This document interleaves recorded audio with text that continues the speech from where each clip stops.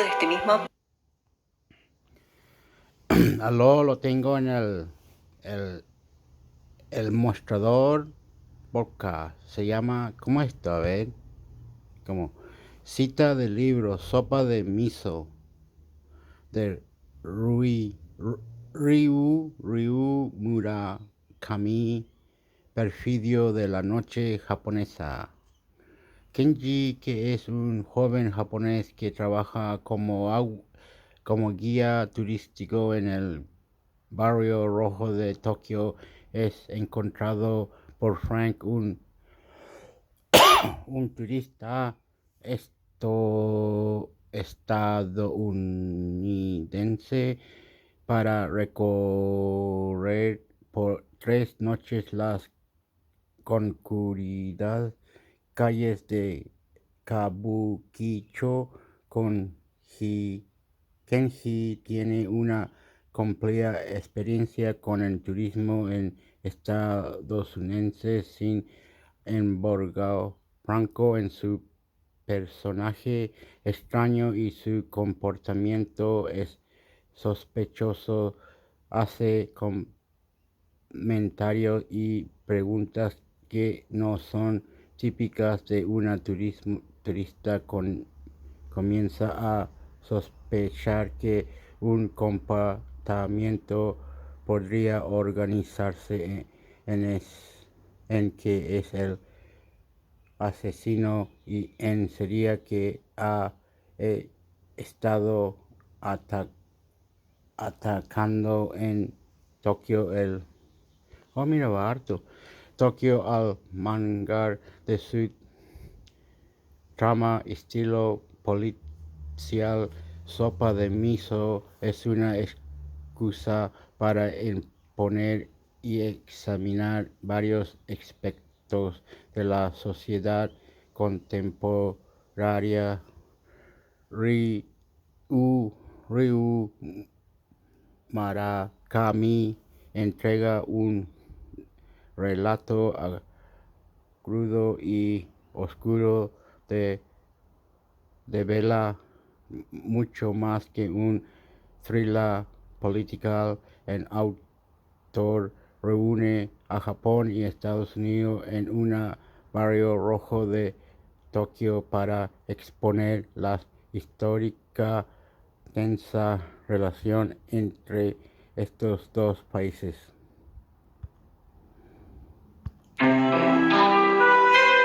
Hola, soy Tatiana Oliveros y esta es una nueva edición de Cita de Libro. Oh my God, Dios mío, cómo habla esta señora y la musiquita como Dios nomás, adelante, vamos. Esta vez voy a comentar el libro Sopa de Miso de Ryu Murakami. Yo hace muy poco comenté otro libro de este mismo autor, Audición.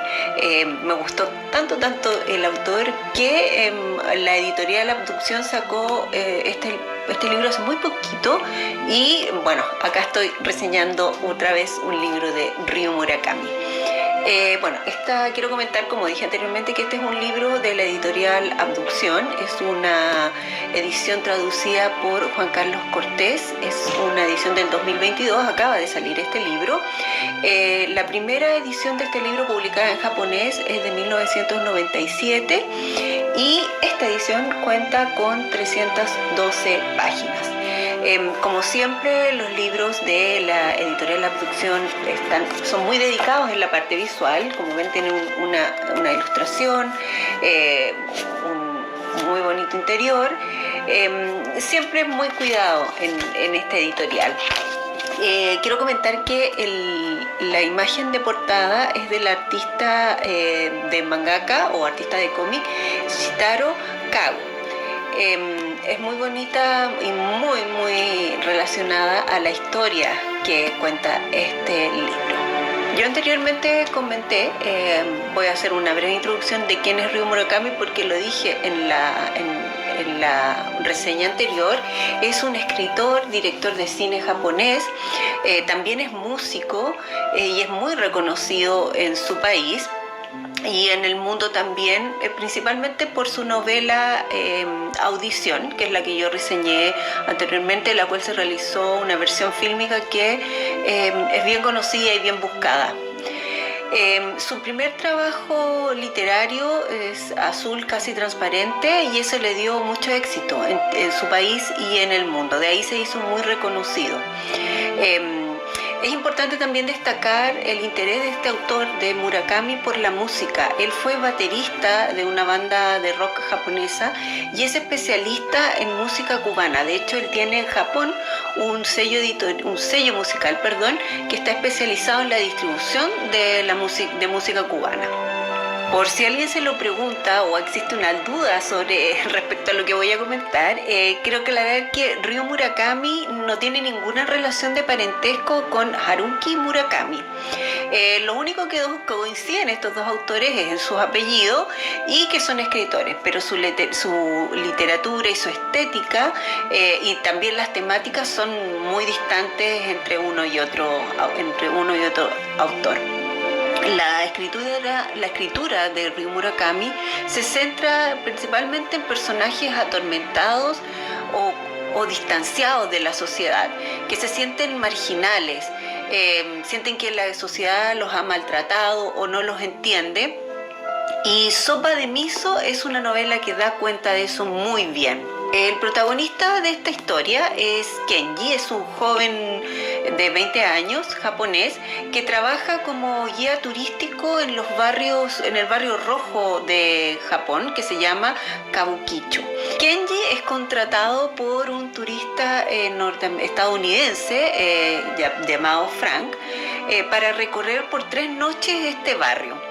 La función de Kenji es de traductor principalmente y de facilitar un recorrido sin inconvenientes para el turista, de facilitar la relación con las trabajadoras y que el turista entienda de alguna forma todos los protocolos, las formas de comportamiento en estos barrios que son muy distintos a los de otros países. También facilita la relación con las mujeres, cómo relacionarse con ellas.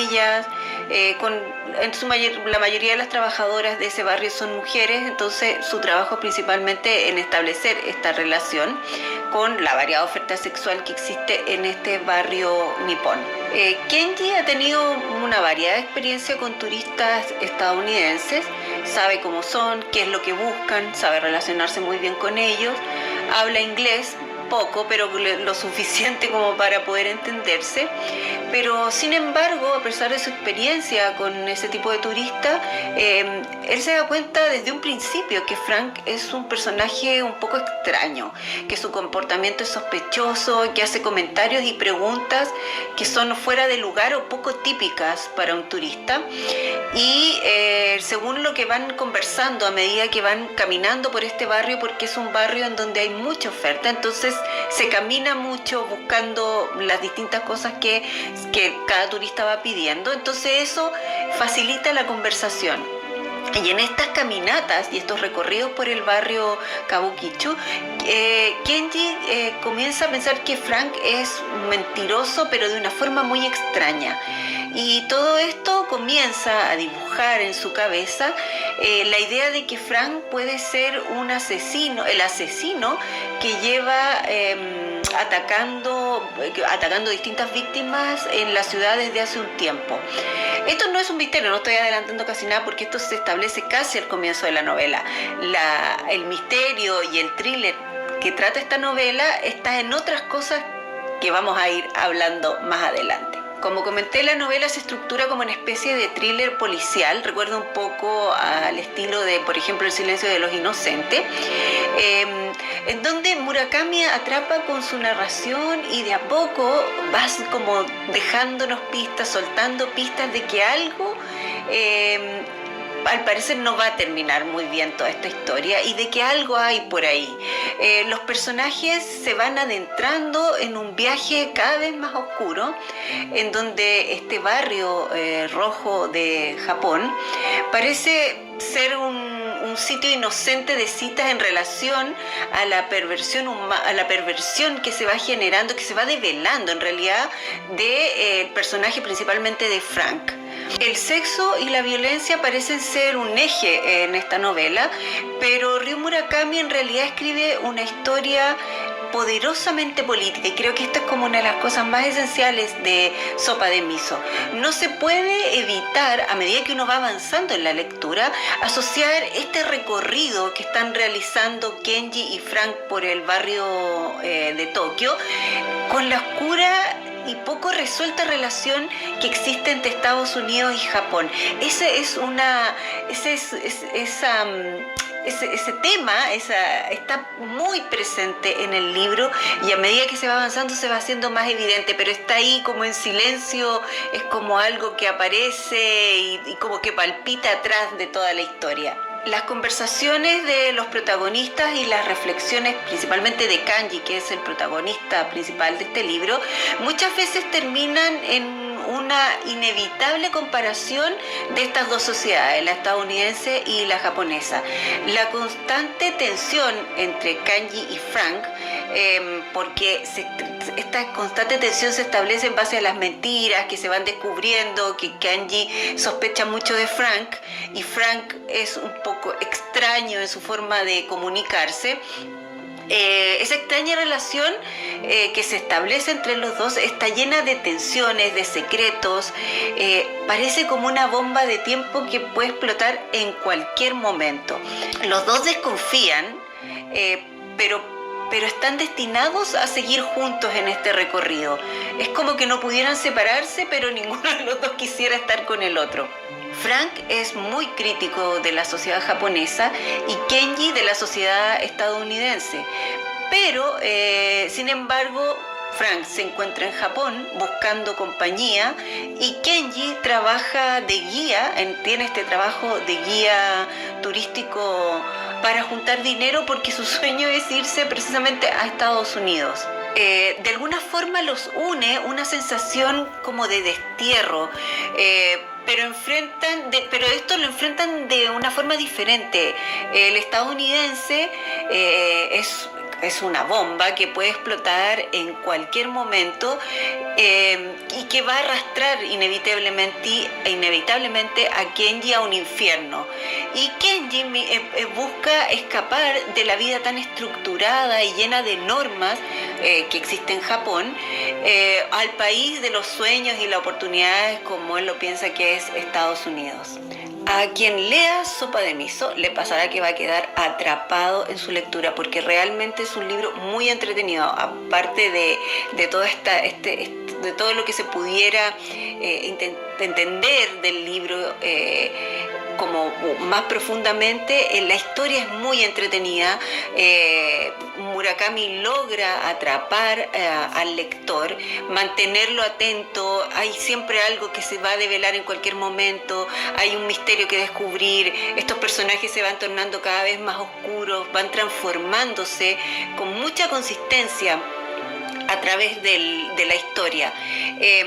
Bueno, la escritura de Murakami es bastante inquietante y oscura, y él estructura a sus personajes de una forma que parecen como opacos, y las relaciones entre ellos nunca revelan sus verdaderas intenciones. Están en un permanente tira y afloje que como que nunca logra terminar. Todo eso para Murakami es finalmente para hablar de estas dos naciones que yo lo comenté. Estados Unidos y Japón se relacionan y tratan de resolver esto entre ellos, que parece que es imposible hacerlo, que están representados por Kenji y por Frank. Hay ahí una relación difícil, una relación que parece que no tiene solución, y una relación oscura que ha sido, a través de la historia, ha dado muchas tristezas, muchos conflictos, y ha sido bastante difícil. Bueno, parece que Murakami eso es lo que aborda finalmente en este libro, y por eso me parece tan interesante, porque de un thriller policial se puede llegar a ser políticamente muy intenso a través del análisis de estas dos naciones.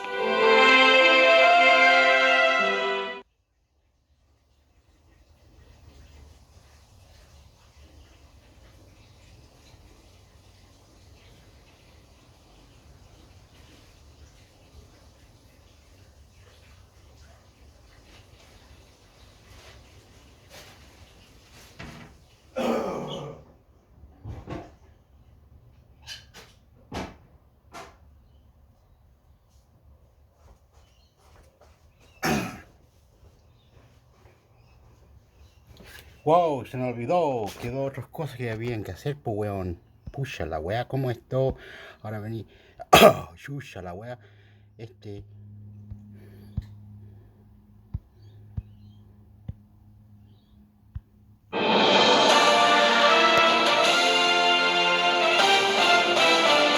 Jueves 1 de diciembre, soy Javier Sáez y estas son las noticias de T13 edición PM. Fallo favorable. En una audiencia que duró poco más de una hora, la Corte Internacional de La Haya entregó su fallo por la demanda que presentó Chile hace algunos años contra Bolivia, por el uso de las aguas del Silala. El tribunal declaró que el curso de agua corresponde a un río internacional, tal como pedía Chile en su documentación, y desestimó referirse a varios puntos que estaban contenidos tanto en la demanda chilena como en la contrademanda boliviana, ya que a juicio del tribunal, en la actualidad no son temas en los que haya posturas encontradas. Certeza jurídica. Tras conocerse el fallo, el presidente Gabriel Boric destacó que los temas limítrofes se traten como una política de Estado en nuestro país y declaró que ante la Haya se obtuvo un fallo sólido y fundamentado. A la vez, el mandatario dijo que durante el curso judicial Bolivia fue poco a poco reconociendo las posiciones nacionales y concluyó que Chile fue por certeza jurídica a la Corte y la obtuvo. Economía chilena. El Banco Central informó esta mañana que el indicador mensual de actividad económica, o IMASEC, cayó un 1,2% interanual en octubre. Esto implica un segundo retroceso consecutivo de la economía nacional, aunque fue un descenso más leve de lo esperado por el mercado. Entre las razones que dio el ente emisor para la cifra estuvo una caída del comercio durante el 10º mes del año. En el mundo, la economía de Estados Unidos entregó buenas noticias, ya que según el informe del Departamento de Comercio, la inflación de los últimos 12 meses se moderó a un 6%. La cifra implica una reducción de 3 décimas respecto al mes anterior, y el costo de la vida ha sido una de las grandes preocupaciones del último año en el país norteamericano, ya que los niveles se han mantenido similares a los que se mostraba en la economía norteamericana a comienzos de los años 80. Qatar 2022. Marruecos sorprendió este jueves al ganar el grupo F del Mundial de Qatar, mientras que Bélgica quedó fuera. Los africanos vencieron 2-1 a una ya eliminada Canadá y sellaron su paso a los octavos de final en el primer lugar de la serie, retornando a la ronda de los 16 mejores después de 36 años. Los Diablos Rojos, en tanto, se despiden de Qatar como una de las grandes decepciones.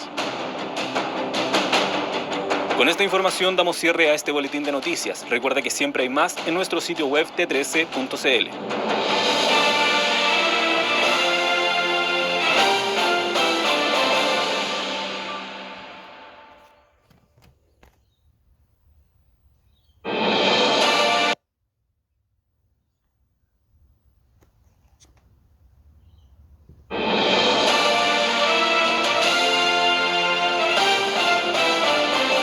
Lunes 5 de diciembre, soy Camilo Calderara y estas son las noticias de T13 edición PM. Ayudas económicas. El ministro de Hacienda, Mario Marcel, reveló que el gobierno buscará formas de avanzar en la entrega de nuevas ayudas sociales, considerando la compleja situación económica del país. Marcel no dio mayores detalles, pero manifestó que se debe trabajar en la focalización. Más tarde, la vocera Camila Vallejo ahondó en la necesidad de ir en ayuda de la ciudadanía frente al costo de la vida, sobre todo en los sectores que se ven más golpeados. Cómputo finalísimo. A un mes de la Teletón, los chilenos tenemos razones para sentirnos orgullosos. Según informaron hoy desde la Fundación y el Banco de Chile, la última campaña solidaria cerró con una recaudación de casi 44.000 millones de pesos, casi 8.000 millones por sobre la meta inicial. Además, cerca de un 70% de los aportes provinieron de las personas y no de las empresas. ISAPRES. El superintendente de Salud, Víctor Torres, se refirió a la forma en que se aplicará el fallo de la Corte Suprema que obligó a las ISAPRES a adecuar sus tablas de factores al modelo vigente y, de paso, devolver a los usuarios los costos en exceso.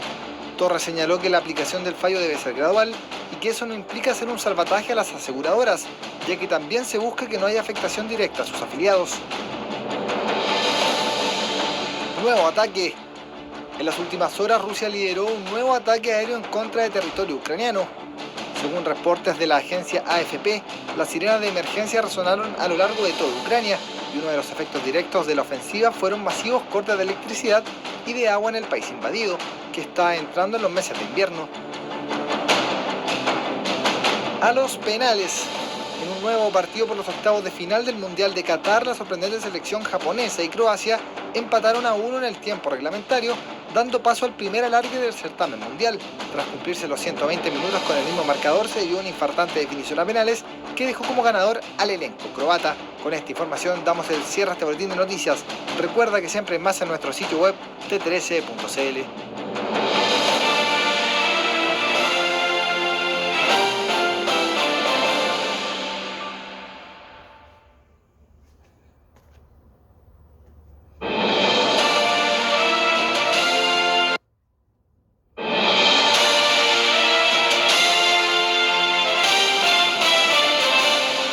Bienvenidos a las noticias de T13. Soy Vanessa Blanco y esto es lo más relevante de este jueves 8 de diciembre.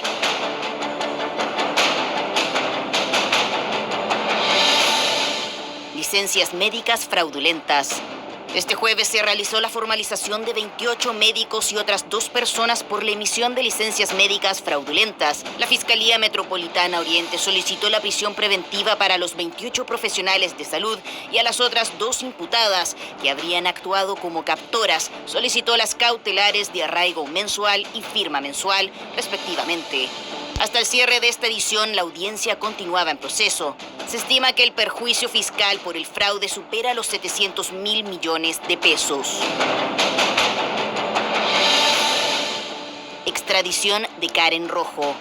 La Corte de Rotterdam en los Países Bajos pospuso la audiencia de extradición de Karen Rojo y solicitó más antecedentes sobre el caso de la exalcaldesa de Antofagasta. La exautoridad fue condenada por el Tribunal de Juicio Oral en lo Penal de Antofagasta por el delito de fraude al fisco entre los años 2015 y 2016, tras lo que se fugó en marzo pasado al país europeo, donde fue detenida.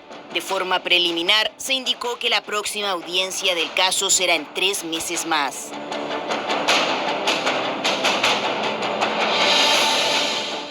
Crisis en Perú. El Juzgado Supremo peruano aceptó este jueves el pedido de la Fiscalía para mantener detenido durante 7 días al destituido expresidente Pedro Castillo, acusado de rebelión y conspiración tras intentar disolver el Congreso del país, lo que fue calificado por las fuerzas políticas como un intento de golpe de Estado. Además, durante la jornada, la recién nombrada presidenta del país, Dina Boluarte, recalcó que la inestabilidad política del país no es de ahora, sino que de hace tiempo, y no dio pistas de una posible fecha para el adelanto de las elecciones.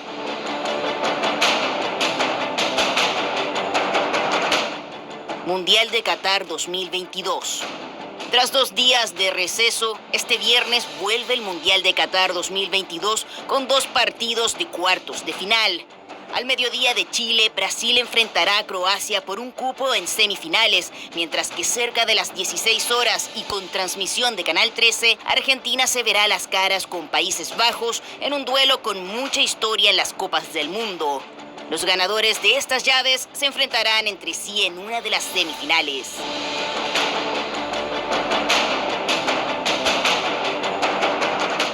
Celine Dion.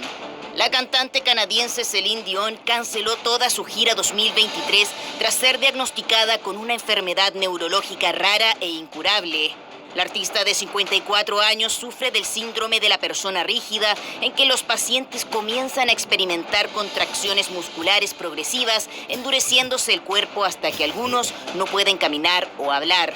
Estoy trabajando duro con mi terapeuta de medicina deportiva todos los días para recuperar mi fuerza y mi capacidad para volver a presentarme, pero tengo que admitir que ha sido una lucha, aseguró la intérprete.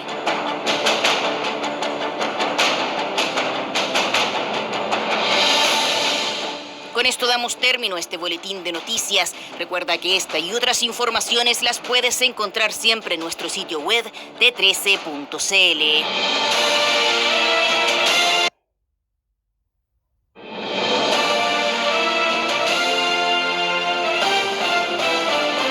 Viernes 9 de diciembre, soy Camilo Calderara y estas son las noticias de T13 edición PM. Nueva sorpresa.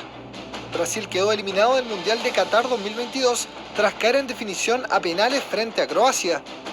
El cuadro que pintaba como favorito para quedarse con la sexta copa de su historia no pudo superar los cuartos de final y perdió 4-2 en la tanda de los 12 pasos. Croacia y Brasil tuvieron un igualado encuentro que terminó 0-0 en el tiempo reglamentario y tuvo que ir a alargue, donde Brasil se puso en ventaja con gol de Neymar. Sin embargo, cuando el partido estaba por acabar, Peltovic igualó las acciones y obligó a la definición por penales. Desafuero rechazado. La Corte de Apelaciones de Copiapó rechazó la solicitud del Ministerio Público por el desafuero del diputado de la Federación Regionalista Verde Social, Jaime Mulet, quien es acusado por la Fiscalía del delito de cohecho pasivo. Desde la Fiscalía Regional de Atacama lamentaron la decisión y dijeron que analizarán el contenido del fallo para estudiar una eventual apelación a la Corte Suprema. Protestas en Perú.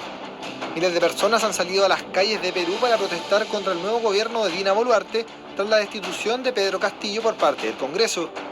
Quien fuera vicepresidenta de Castillo anunciará este sábado la conformación de su gabinete, que se espera sea de consenso de los distintos partidos, mientras que en las calles crecen las protestas. Recordemos que Castillo anunció que disolvería el Congreso el martes, lo que generó que pocas horas después el Parlamento votara su destitución. Actualmente está recluido en un centro penitenciario. En casa, la estrella del baloncesto estadounidense Brittney Griner, que permaneció detenida en Rusia durante 9 meses, arribó hoy a suelo norteamericano tras ser liberada como parte de un intercambio de prisioneros que también significó la liberación por parte de Estados Unidos del traficante de armas Victor Bout.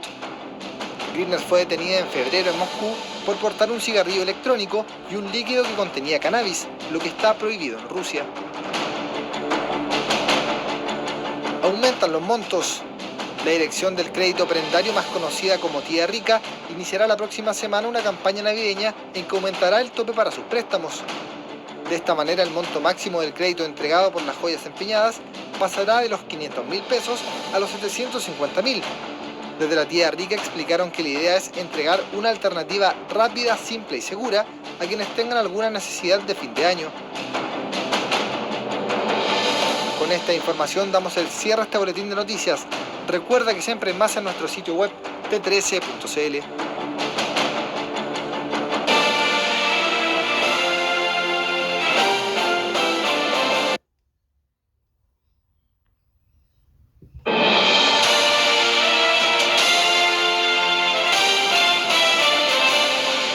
Bienvenidos a las noticias de T13. Soy Vanessa Blanco y esto es lo más relevante de este domingo 11 de diciembre.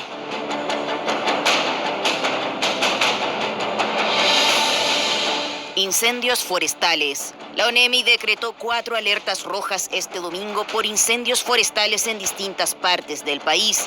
Los 2 más complejos ocurren en la zona del Jardín Botánico de Viña del Mar, donde 2 focos consumieron más de 100 hectáreas y una vivienda, y otro en Melipilla y San Pedro en la región metropolitana, donde el siniestro afectó a por lo menos 60 hectáreas y provocó la evacuación de 4 sectores a través de una alerta SAE. Tellier hospitalizado.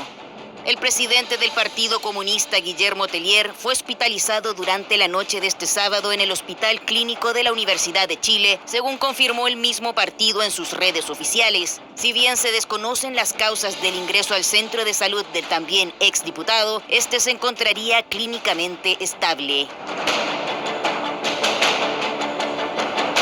Crisis en Perú. Una serie de protestas ocurrieron este domingo en Perú, a ya 5 días de la destitución y encarcelamiento del expresidente Pedro Castillo por realizar un intento de golpe de Estado. La situación más grave se dio en el aeropuerto de Andahuaylas, al sur de Lima, donde manifestantes se tomaron el lugar, provocaron incendios en su interior y mantuvieron retenidas a unas 50 personas, entre policías y trabajadores. Hasta el cierre de esta edición, medios peruanos aún no daban a conocer si la situación estaba completamente resuelta.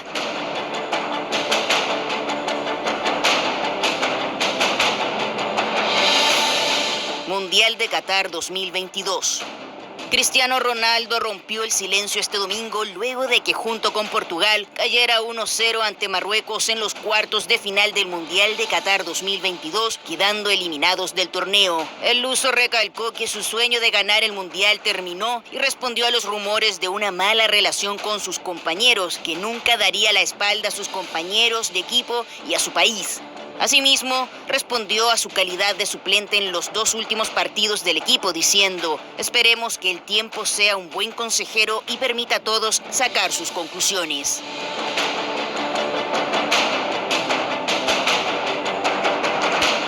Cher. La cantante y exmodelo estadounidense Georgia Holt murió este domingo a los 96 años. La información fue confirmada por la también cantante Cher, su hija, quien publicó en Twitter: mamá se ha ido. La noticia se da después de que Holt sufriera varios problemas de salud en los últimos meses, siendo internada en septiembre pasado por una neumonía.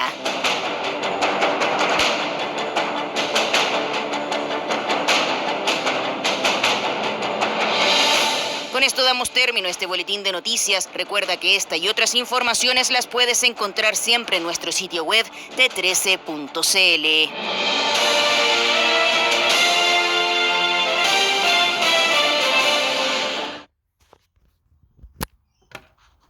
Ahora hay que buscar el otro, pues. Mira, va a 31 minutos. Este va a ser un arco que está hablando. Y para la después veo que acá LBL el radio. ¿Cómo lo veo? LBL esto. Uno va atento o como esto. Para acá, papo. No que, como esto.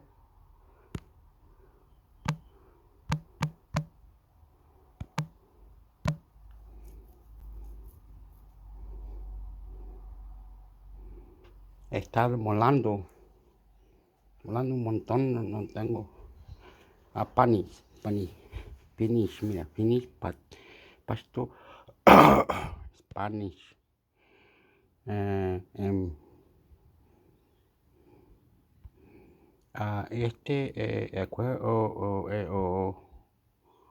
No, po.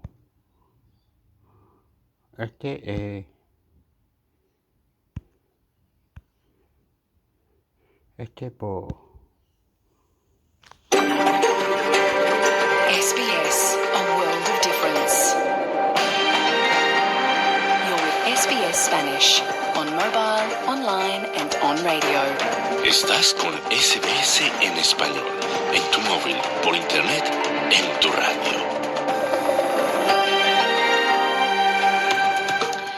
Hola, ¿qué tal? Muy buenas tardes. Bienvenidos a Hora 13, el programa en español de radio SBS. Este lunes 12 de diciembre de 2022 te saluda desde los estudios de Melbourne, las tierras tradicionales de los pueblos Whangarán y Gurungeri, Noelia Blasco y Claudio Vázquez con las noticias.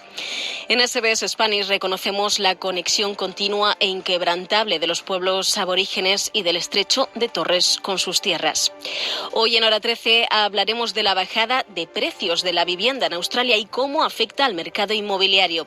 Ciudades como Sydney y Melbourne han experimentado porcentajes de caídas importantes desde el pasado mes de abril, tanto así que Melbourne experimentó a cierres de año la caída de tasa más rápida jamás registrada. Analizaremos también el conflicto que durante años ha enfrentado a Chile y Bolivia por el uso de las aguas del río Silala. Hace unos días La Haya resolvió que se trata de aguas internacionales. ¿Quién gana, quién pierde con esta resolución? Te lo contaremos más adelante. Repasaremos también toda la información deportiva, todo esto hasta las 2 de la tarde. Pero primero vamos al boletín de noticias con Claudio Vázquez.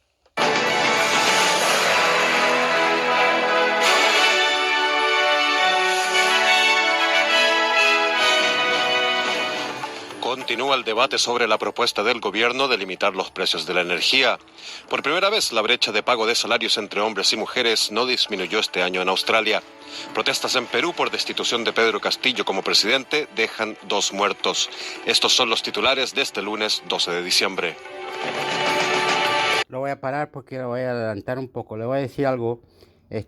La energía en Australia está muy loca, está muy estúpida. No sé por qué será que Estados Unidos y esta guerra y los chinos y otros países hablan de energía potente al futuro. ¿Cómo se llama?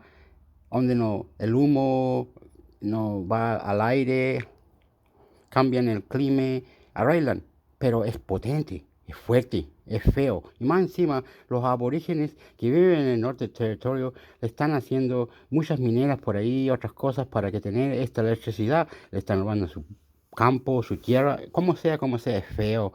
Y hay que ir al Google nomás, buscarlo, pues estas cositas. Es feo, feo, feo, feo, feo, feo.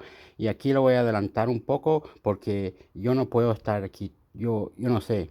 Pero Australia está feo, feo, feo. Inundaciones, tuvieron tormenta en Brisbane, en Queensland, tuvieron cosas feas, personas que pueden esto, lo otro, no pueden hacer como sea, trabajos para acá, como se puede nomás, trabaja como se puede nomás, hace lo que pueden hacer es triste y es feo, pero todo está bien, dicen ellos. Pero no está bien, pero sí, no. Nadie sabe. Ok, aquí lo adelantamos, a ver. 19 minutos, vamos a 11. Ya sé, tengo idea. Se ha enfrentado a Chile y Bolivia por el uso de las aguas del río Silala. Hace unos días, La Haya resolvió que se trata de aguas internacionales. ¿Quién gana y quién pierde con esta resolución? Te lo contaremos más adelante. Y también repasaremos toda la información. De Reuters se pronostica una caída del 16%, lo que constituye más del doble de la corrección experimentada durante la crisis financiera del pasado 2008. Ciudades como Sydney y Melbourne han experimentado porcentajes de caída importantes desde el pasado mes de abril. Tanto es así que Melbourne... En las bolsas, mercado, el gobierno de Estados Unidos se está asustando y rompe la regla y le corta a Australia esto, lo otro, y cuando suben las casas, subieron un poquito más para acá, los autos eléctricos, cómo vivir y todas esas cosas, feo, es un triste, weón, y después dicen que todo está bien. No sé, ¿cómo eso? Que todo está bien. Cuando hay inundación, personas perdiendo sus casas, señoras llorando, guaguas para acá, guaguas para allá, autos quemados, drogadictos, economía esto, lo otro, los chinos que esto, lo otro, y no quieren traer su Amazon a Australia porque el gato le comió la lengua. ¿Cómo eso? Si quieren vender sus weas de gadget, como que se llaman, vengan a venderlo, que si no tenemos otra cosa, si cuesta $1.000.000 un auto, compraremos, pues. No hay nada de vergüenza Estados Unidos, no mientas, ven con todo nomás aquí a Australia, a Estados Unidos, con todo lo que tú tienes. ¿Quieres que nosotros te hagamos tu drone para que volen en el aire y después mates a otras personas? Muy bien, te lo hacemos todo lo que tú quieras a Estados Unidos, porque tú no quieres venir aquí a hacer un negocio grande, weón. Mentiras que tú te colocaste en la cabeza Estados Unidos con China y Inglaterra y Pakistán y India. Son puras mentiras nomás. No vayan a verlo. Las mentiras que ellos quieren hacer, mandar a un soldado que vaya a pelear y después dicen que ese soldado fue criminal, guerra criminal, como es la cuestión. Puras feas que le hacen a Australia y después dicen que no hacen nada. Matan al presidente de Irak, una pelea en Rusia con Ucrania. ¿Cómo esa wea? Ya listo, termino la wea. Ciudades como Sydney y Melbourne han experimentado porcentajes de caída importantes desde el pasado mes de abril. Tanto es así que Melbourne... Pero sí bajarán los 3 millones, entonces cuando bajan, ese interés rate por 2 o 3 años y la mayoría está hasta ahorita saliendo de ese interés rate o muchos van a salir el otro año. ¿Eso qué va a significar? Que volvamos a un ejemplo práctico, que si tú tenías, digamos, un préstamo de $1 millón, una vez salgas de esa tasa tan bajita que estabas pagando, cada mes vas a tener que pagar extra $1,800. O en un préstamo, digamos, de 500, vas a tener que pagar $800 extra casi al mes. Entonces, eso puede también el otro año afectar lo que llamamos la oferta de vivienda. Va a haber más gente que de pronto llegue a un punto donde diga, no, yo ya no puedo seguir pagando mi casa porque mi sueldo no ha subido, no he podido conseguir un segundo trabajo y he decidido vender. Entonces, eso también va a afectar cuando estas personas salgan de estos fixed interest rates. Puede ser que vaya a haber más oferta en el mercado y para las personas que están comprando, tienen esa capacidad de endeudamiento, pues también es bueno para ellos porque entre más oferta, pues ya, digamos, lo que la gente en propiedades llaman es un buyer's market, ¿no? Puedes exigir un poquito, negociar un poquito más, lo cual realmente pues hace 6 meses o hace un año no lo podías hacer. Claro.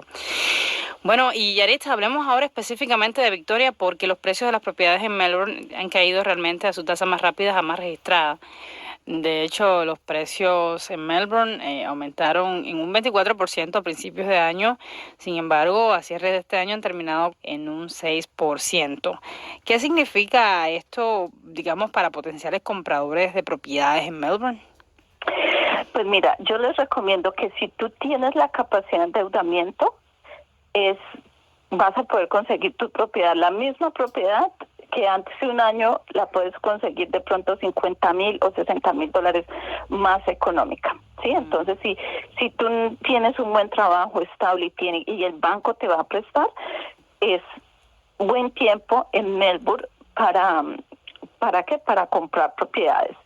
Y también no se nos olvide que, digamos, la oferta, la demanda de la propiedad en Melbourne, lo más probable es que el otro año se dispare mucho más porque vamos a tener los estudiantes internacionales llegando otra vez. Claro, y eso era precisamente, digamos, que lo que quería preguntarte, la siguiente pregunta, y era que es que Melbourne se encuentra muy activa en los motores de búsqueda de personas que residen en el extranjero, lo que sugiere que esta ciudad va a experimentar un aumento de su migración en el 2023. Curiosamente, Melbourne es una de las ciudades que es más googleada, digámoslo así, de la gente que vive afuera de Australia, de los inmigrantes cuando se van a venir. Melbourne, a comparación de Sydney, es una de las ciudades donde la gente siempre quiere venir a vivir. Entonces, yo digo, todavía no ha llegado como esa oleada de gente a Melbourne, lo que le colocaría como más presión a las rentas, a las demandas de propiedades. Entonces, inicialmente me imagino que esto se va a sentir en el mercado de las rentas porque, bueno, la mayor parte de los inmigrantes extranjeros cuando llegan alquilan, ¿no? Pero también va a afectar el mercado de ventas. Sí, mire, la propiedad es algo que es como time the market, es muy difícil. Si tú puedes, es cuando el banco te preste, digámoslo así. Entonces, míralo como una inversión a largo plazo. Melbourne siempre va a ser una muy buena inversión y con lo que estamos mirando, la tasa de vacancy rate es el 0.8, o sea, es una locura, no hay casas, entonces, y va a llegar más gente, va a haber más demanda, entonces cuando hay más demanda en los años futuros, eso va a quedar. Yo lo voy a parar. Dijo la señora Melbourne, o escuché mal. Yo no vivo en Melbourne, cabeza de pescado, así que yo vivo en Illawarra. Busca esa palabra, Illawarra, ¿cómo escribe? I-L-L-A-W-A-W-R-A, no, I-L-L-A-W-A-W-R-A, Illawarra. Y se me quedó pegado la casa. Illawarra. I-W-L-I-W-L-I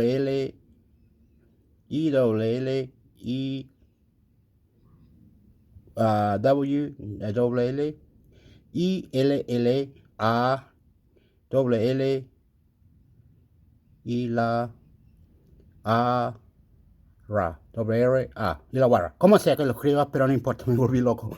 Pero yo vivo en Illawarra y es bonito, weón. Harto espacio, todas partes para ir para los buses, demora como 1 hora, 15 minutos, 20, 30, 40. Es bonito. Y es un poco difícil de vivir aquí, pero encontrar a la comunidad del hub o como sea, cuestiones así, refugio hasta refugio, parte por parte, después unirte con nosotros en Illawarra, hablar con nosotros en Illawarra. Hay grupos en Facebook que se llama Wollongong Illawarra, y ahí puedes hablar con los latinos o alguien puede hablar, y así puedes juntarte con los australianos en el Facebook de Sydney, Melbourne, Canberra, como sea. Pero no es Melbourne, po, weón. Eso es lo que ellos dicen, po. Si tú vas a Melbourne, es una ciudad como mi país, Santiago, weón. No, po, no es bueno. Así que, si lo quieres ver, no sea como sea, es una mentira, será como será.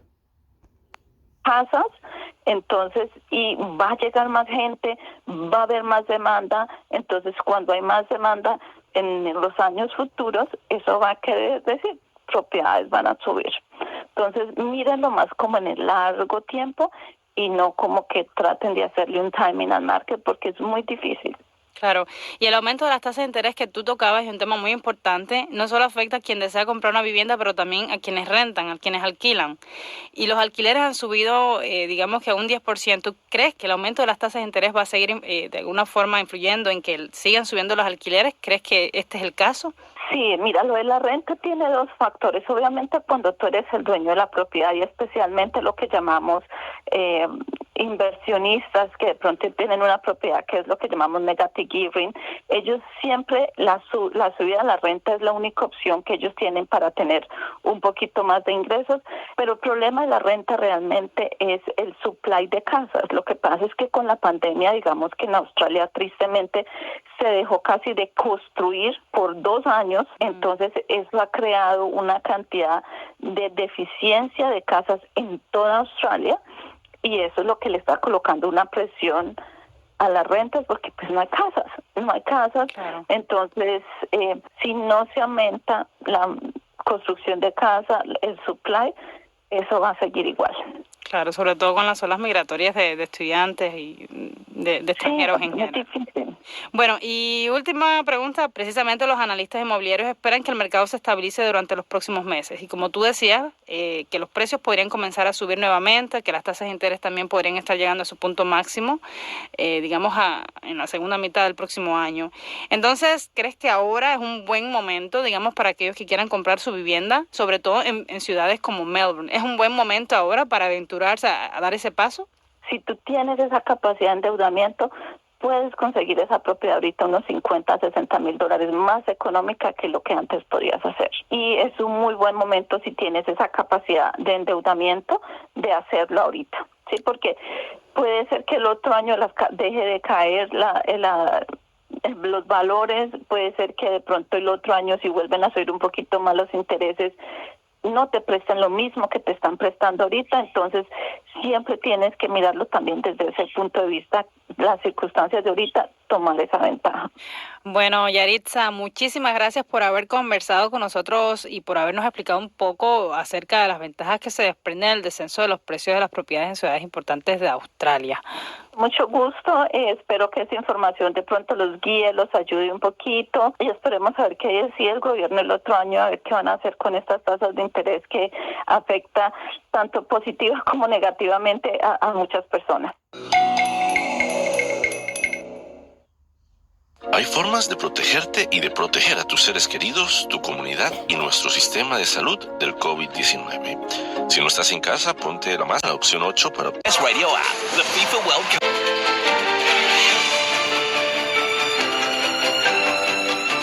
La Corte Internacional de Justicia de las Naciones Unidas en La Haya falló a favor de Chile en una demanda que el país andino hizo a Bolivia respecto al curso del río Silala y que ha tenido enfrentados ambos países durante años. El afluente nace en el municipio boliviano de Potosí y atraviesa la frontera hasta la árida región chilena de Antofagasta. El tribunal reconoció el carácter internacional de su cauce, por lo que Santiago de Chile tiene derecho a hacer su uso equitativo equitativo y razonable de las aguas sin pagarle nada a La Paz. Este litigio viene de años atrás. En 2016, el entonces presidente boliviano Evo Morales amenazó con demandar a su país vecino ante La Haya por robar las aguas del río, negando que las aguas fuesen internacionales y frenar su afluente hacia Chile. Pero antes de que ese escenario tuviera lugar, el gobierno de Michelle Bachelet demandó a La Paz en busca de certeza jurídica sobre el carácter internacional de las aguas del río. Hemos conversado al respecto con nuestro corresponsal en Chile, Sergio Jara. Este es un fallo que hay que leer en dos claves, yo te diría, Noelia, en términos periodísticos, ¿no? Y básicamente tiene que ver con las disputas. La primera, ¿no?, es asegurar, y le dijo el presidente de Chile, Gabriel Boric, certeza jurídica respecto del uso de las aguas del río Silala, que es básicamente un río que nace en el departamento de Potosí, en Bolivia, al sureste de Bolivia, colinda a 4 kilómetros con la frontera de Chile, es decir, nace al lado de la frontera con Chile y luego decanta hacia territorio chileno.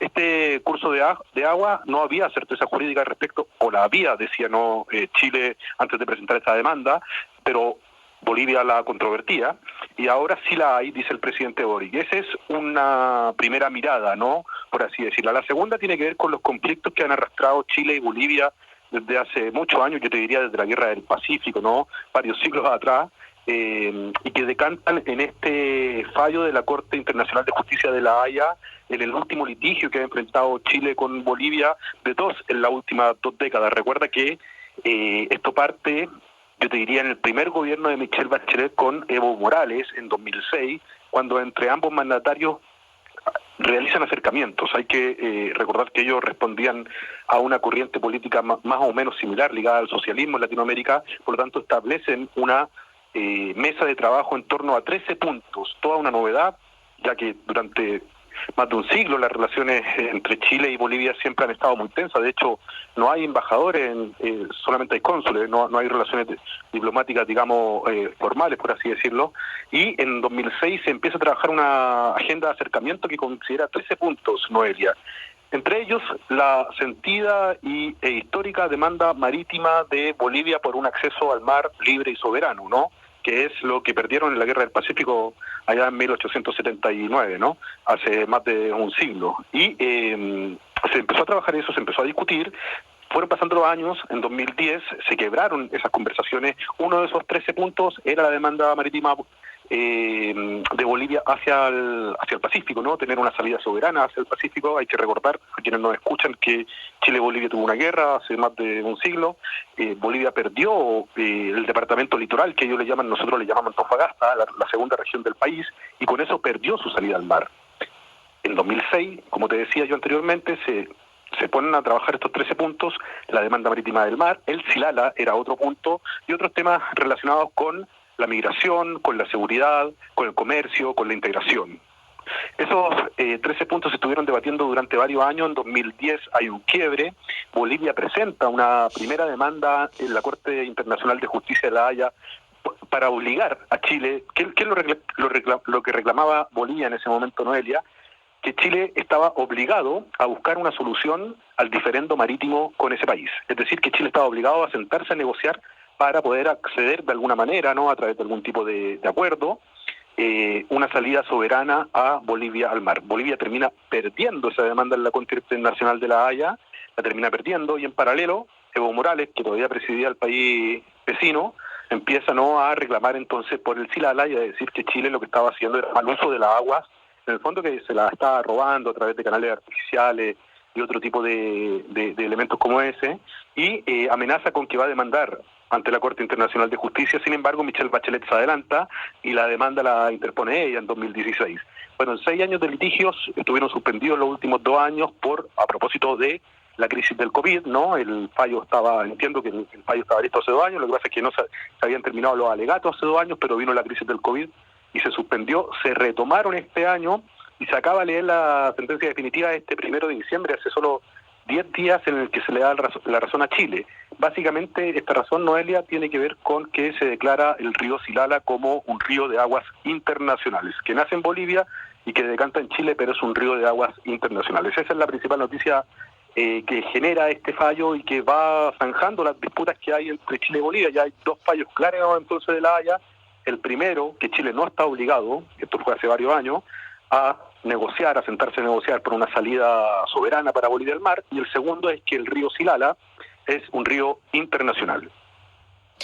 Bueno, Sergio, Bolivia llegó a argumentar que canales construidos por una empresa británica en los años 20 incluso estaban mejorando el flujo y el volumen de las aguas a territorio chileno y por tanto, por ende, reclamaban esa soberanía, pero parece que en derecho internacional no existe esa distinción entre flujo natural y flujo artificial, lo que sí ha sorprendido a algunos juristas y diplomáticos chilenos es que no había ninguna plausibilidad jurídica en la petición de Bolivia, pero la Corte aún así aceptó la demanda de Bolivia.